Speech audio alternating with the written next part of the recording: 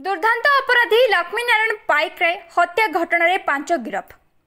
कविसूर्यनगर थाना पथरापल्ली ग्राम निकट में दुर्दांत अपराधी लक्ष्मीनारायण पाइक राय को गुली मारी हत्या घटना पुलिस को मिली सफलता। पूर्व शत्रुता को केन्द्र कर योजनाबद्ध भाव हत्या कर सूचना देछि पुलिस। हत्याकांडर मास्टर आठगड़पाटना पंचायतर पूर्वतन सरपंच सुनील कुमार पोल्लाई समेत मोट 5 जन को गिरफ कर हत्याकांड नहीं पूर्व ब्रह्मपुर योजना होता। योजना मुताबक हत्याकांड भिया जाइथिबा बेले गिरफ अभियुक्त मानक ठारू 5टी मोबाइल फोन जबत करा अधिक तदंत जारी रखिछि पुलिस।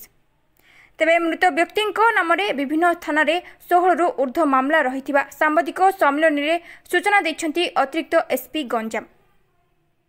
आपण माने जानते गतकाली आठगड़पाटनार दुर्दांत अपराधी पुना पाइकरांकर देहांत होता हत्या करा जायतिला एवं यही हत्या घटनार तदंत आम सांगे सांगे आरंभ करूँ। ये तदंत गोटे स्वतंत्र टीम एसपी प्रत्यक्ष तत्वावधान होता एवं आज आम 5 जन को गिरफ्त कर सफल होते। मुख्य आसामी कहुवा सुनील कुमार पोल्लाई ओरफ मिटू को गिरफ्त कर समस्ते गत 10/3/2025 तारीख ब्रह्मपुर एक निर्दिष्ट स्थान में कन्स्पिरेसी करते योजनाबद्ध भाव में किपरि पुना पाइकराय को हत्या करेंगे और से सफल होती। आज आम 5 जन को गिरफ्त करूँ।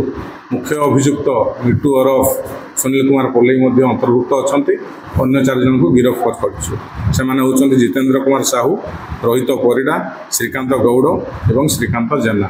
अन्य घटना जो मान संस्कृति अच्छी खूब शीघ्र गिरफ्त कर जहाँ आम अनुमान करें गुली होता और रिवल्वर भी पिस्तल यूज क्लोज रेंज रू फायरिंग घटनास्थल में बहुत अनुसंधान खोजाखोजी कलापर घटनास्थल किसी मिल पारि ना और तदंत अब्याहत रही।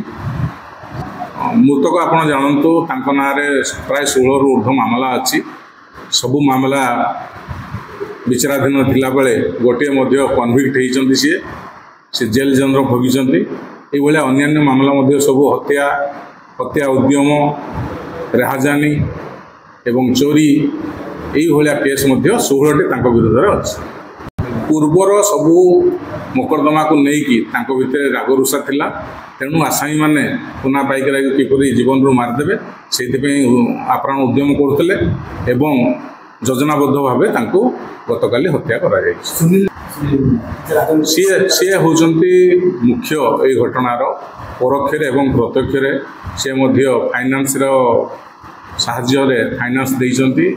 फाइनान्स साहाय्य आसामी मान को हायर करके ये घटना घटा कर माने 6 जन का ना देते सुनील पोल्लाई और अन्य मान ना देते। सुनील मुख्य आसामी कहते आम सुनील पोल्लाई को गिरफ्त कर समस्त को कोर्ट चालान कर निश्चित भाव में आम पूर्व राग एवं अन्य कन्स्पिरेसी सबको आखि आगे रखिकी सुनील पोल्लाई विरुद्ध अनेक अभियोग रही प्रमाण रही।